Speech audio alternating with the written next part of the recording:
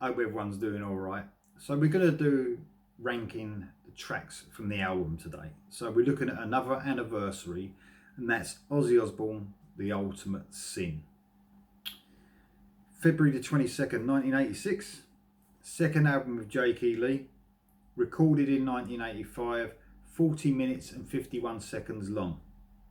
So this is 35 years old today. So absolutely mad thinking about it. Makes me feel really old. It was released on Epic Records, produced by Ron Neverones. It went platinum the same year, May 1986. It went double platinum, October 94.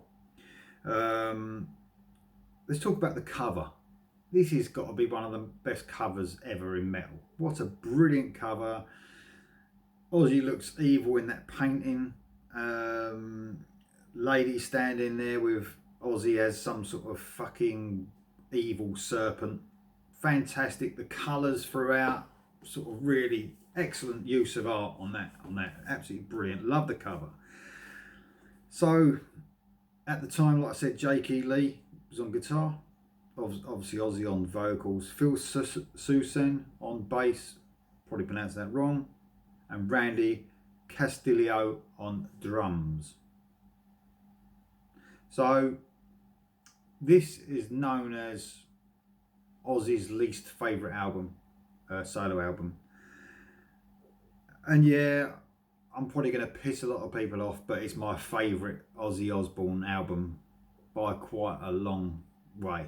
And I'm going to piss people off again by saying J.K. Lee's, I think he's the best guitarist Ozzy has ever played with. I love J.K. Lee's style of playing. I love his tone on his guitar. I love all the really way he's busy on that guitar within the riffs that he's playing. I fucking love J.K. Lee, man. I think he's the best, one of the best guitarists out there. Absolutely fantastic guitarist. And to tell you the truth, I think he's the best thing about this album by far.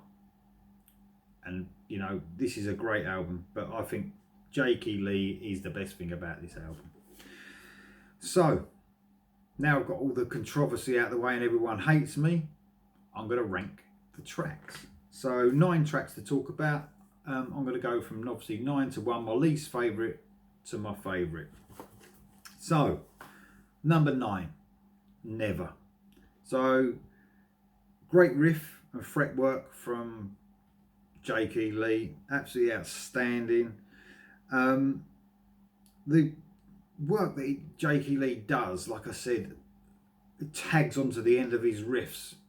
It's just amazing. I miss that as well a lot in music these days, where a guitarist will play his riff and then he just come out with some fucking amazing little bit of solo on the end and then carry on. J.K. Lee was outstanding on that. J.K. Lee is the best part of this song, without a doubt. It's quite a poor song for me. Never, not a great song, but J.K. Lee is outstanding all the way through it. That's my number 9. My number 8, Fall Like You. I like the verses in this song. I think the verses are really cool. They're very catchy. Another brilliant solo, but not one of my favourite songs, Fall Like You. I just think it's quite a throwaway, this song. Good in places, but not all the way through. That's my number 8. My number 7, Never Know Why. I know a lot of people like this track. I think it's good as well, but I like the stomp to this. And there's a lot of songs on this album that have a real stomp to the bass and the drums. The rhythm is really cool. Nice galloping riffs from J.K. Lee. Chorus is probably the worst part of this song. And I've noticed as I was listening to this again, leading up to doing this, is that on a lot of these songs, the choruses are the weak part of a lot of these songs, especially this one as well. Never Know Why. That's my number 7. Number 6, Thank God for the Bomb. So very catchy, like the riffs for it are without a doubt very catchy. A lot of melody in this. Again, the worst part for me is the chorus. I think it's a poor chorus, but the riffs going through the verses and the catchiness through the actual verses are great. Great solo again, and the speed and the tone of J.K. Lee is just out of this fucking world. Absolutely amazing guitarist. Thank God for the Bomb is my number 6. My number 5, and I think from here on, I love all these tracks.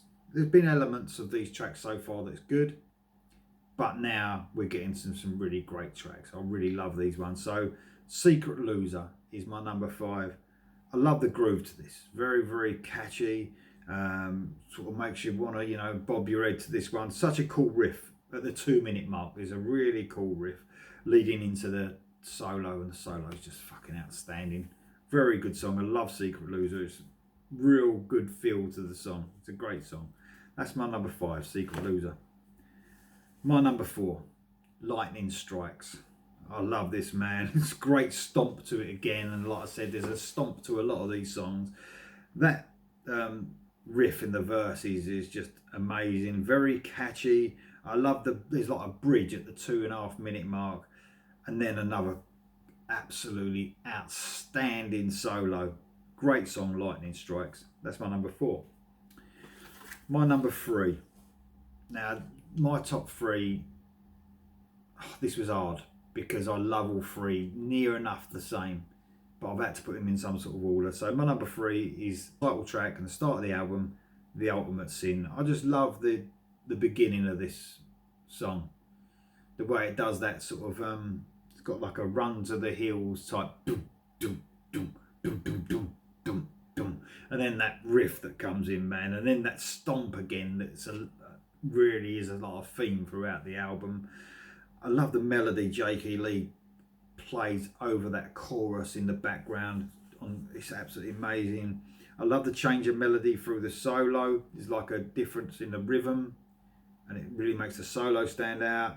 And then back to that stomp again that this song has got. The Ultimate Sin's a great song, man. That's my number 3. My number 2, Shot in the Dark. Obviously the biggest song off of this album. The single, the big single. I love it. This doesn't get old one little bit. Every time I play this song, it's like, you know what I mean, it sounds really fresh. I absolutely love it. Brings back a lot of memories, this one as well. So I'm attached to this song quite a bit. The video was great. I remember it like it was yesterday. Guitar work is absolutely outstanding on this, and where it's a sort of a slower song, J.K. Lee really sounds amazing. You can hear everything he does. Good vocal from Ozzy as well on this, Shot in the Dark. It's probably my favourite vocal of his on the album. What a great song, Shot in the Dark. Excellent. That's my number 2. That only leaves number 1, and that's Killer of Giants. Epic, really cool, clean guitar work at the beginning. That big, long intro at the beginning. And then I love it when it goes into the actual acoustic guitar. It's fucking amazing. It's the standout song. You know, I mean, like I said, these top 3 have been very close, but I think the epicness of this song has got me. Great chorus, and I think where some of these songs are lacking a good chorus, this one has got an absolutely brilliant one. The solo's just out of this world again. That guitar work, when the after the solo, and then there's a bit that changes completely, and the song sort of takes another twist again. And throughout that part, man, I just love them riffing. It's just amazing, and it goes back to the song again. What an absolutely outstanding song, Killer of Giants. So that's it. That's my ranking. So there'll probably be a lot of Ozzy fans watching this. What's your ranking of the tracks? How do you rank this album in the Ozzy catalogue? Do you think it's up there? Do you think it's an underrated album? Because I know there's a lot of Ozzy fans and Ozzy himself that doesn't really like this album. He blames a lot of it on the producer, Ron Neveson. I actually like the production on this. The only thing I would say I would change a little bit, I'd have the bass up a little bit. But apart from that, I think the production's okay. Everything's clear, nice and like up in the mix. The guitars are right up there. You can hear everything that J.K. Lee's doing. I think that's why I like this album. You can hear absolutely everything he's doing throughout this song. Absolutely amazing performance by him. I think this is my favourite performance from J.K. Lee across any album he's played on. I love his guitar work. It's absolutely brilliant. Do you rate this album? What do you think of it? Let me know. And give me your ranking of the tracks. That'd be nice. Until next time, see ya.